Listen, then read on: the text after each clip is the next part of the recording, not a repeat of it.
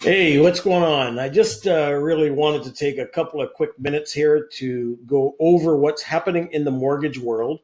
Right now, you may or may not be aware, but the government has created an environment where they're going to aid or back up the financial institutions who chartered banks, more specifically, um, with doing a deferral program. Unlike your regular deferral feature that most mortgages have, where if you need to or want to skip a payment, you do, it goes to the end of the term, but typically that's only once. And in this new situation, they are apparently willing to go up to 6 months, but there are rules and regs attached to this program. And what I wanted to do now is just take a couple of minutes to summarize it, or maybe even explain it a little more than in a summary fashion. But I'm going to encourage you nonetheless to go and talk to your institution, or if it's a private lender that you have, talk to them because maybe there are compassionate circumstances that would allow for a deferred payment or some other structure that would be useful given circumstances. So what I'm going to do now is I'm just going to open up this company called Verico.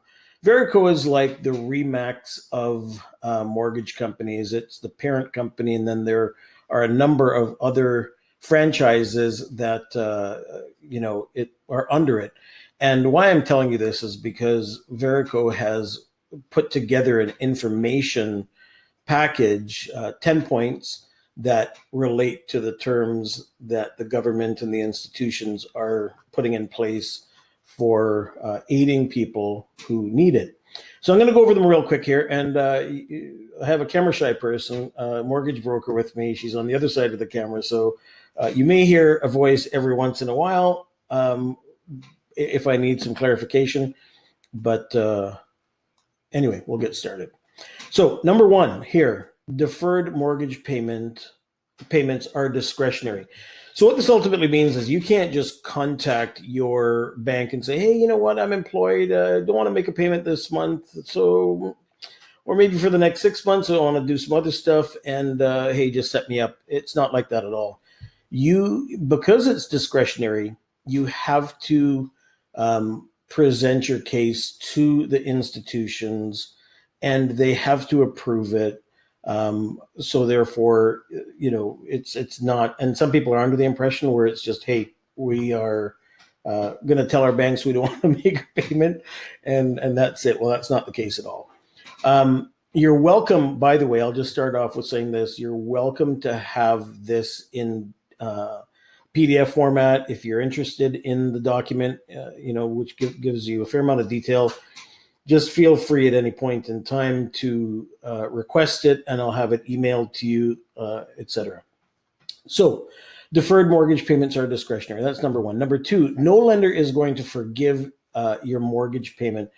So that's clear. Just because you miss it doesn't mean that they're going, we don't need our dough. They're definitely going to want their money, and this is where the deferral, takes place by putting it at the end of the mortgage, which I'll explain in a little bit.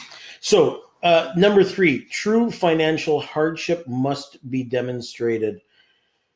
Therefore, they're going to want to see your circumstances. You're laid off, you're part of the non-essential group, even if you are part of the essential group, but the circumstances are such that you can't work or there is no work, in your sector, your bank account. They want to see your financials, in as much as what's your equity position, et cetera, et cetera. They'll likely do a credit check.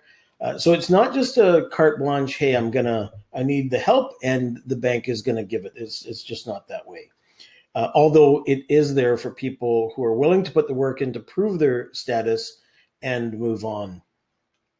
And we don't know quite yet how backlogged this is, nor do we know how long it will take for the approval. But my recommendation is if you're going to be needing it or wanting it, get in there right away. Know what your institution is going to be requiring, and don't postpone. No procrastination, because it'll end up hurting you if this is something that you need.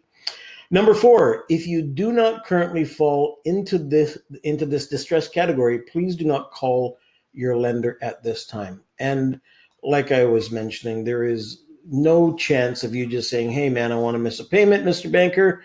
I'm not going to pay you and everything's okay. Doesn't work that way at all.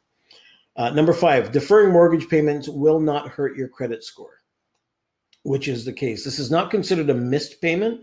This is merely a deferred payment. And because they're offering this structure, missing a payment will not adversely affect your credit rating. Number 6, deferred payment programs are typically capped at 6 months. Now, typically capped if you have extenuating circumstances, and the bank, I suppose, has some degree of compassion. They may make an exception. And I guess it depends on the overall scenario and how exposed we are and for what length of time.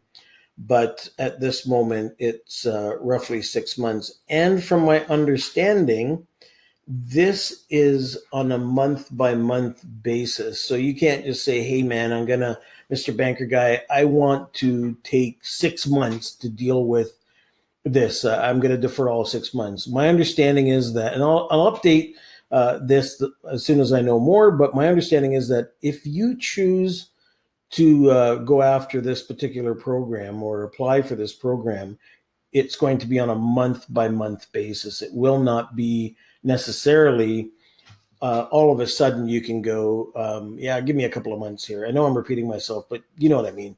You have to, I believe, have to submit every month. Communication is a key. I mean, this is obvious, right? A sixth grader would know this. Keep in touch with your bank. If you're going to miss a payment, or, even if somebody that may be in this situation, if they're going to miss a payment, have them communicate to the bank. Don't just, one of the tips in here is communicate by email if you have to. You may not be able to get through on the phone, but at least you can show a trail of attempted communication. You can log it, your email. If they say, hey, you never got a hold of us, or why'd you miss your payment? Hey, I tried. I told you I want to apply for the relief or the plan, this deferral plan, but I couldn't get a hold of anybody. This might be very useful to do. So communication, try and call if you can't call and get through, email. Next, number 8, a mortgage deferred payment program is for your mortgage payment only. Okay, this is a good point. My eyes are messing up, so I'm squinting like a old dude here, which I'm verging on being. Anyhow, property tax installments, insurance premiums are entirely separate. I don't know how the banks are going to deal with mortgages that actually have the mortgage payment and taxes joined together. It's quite simple, obviously. If you have a mortgage that is separate from the taxes, you pay the tax, the city or township, community, whatever, their taxes directly. But nonetheless, you're only going to get, based on what they're saying here, the benefit of the mortgage payment alone. Other options may be available, they're saying here. In addition to rolling missed payments back into your mortgage for a specified period of time, lenders also have the ability to refinance your mortgage to pay out other debt, subject to qualification. So if you're struggling, or somebody is struggling, they may, and you have other credit card debts and lines of credit and personal loans, just so that it becomes more economically feasible for you, they may refinance your property as opposed to just deferring the mortgage, or maybe both. I don't know for sure. Number 10, rental property investors may also be eligible. But once again, the circumstances need to be presented, and it's on a case-by-case basis.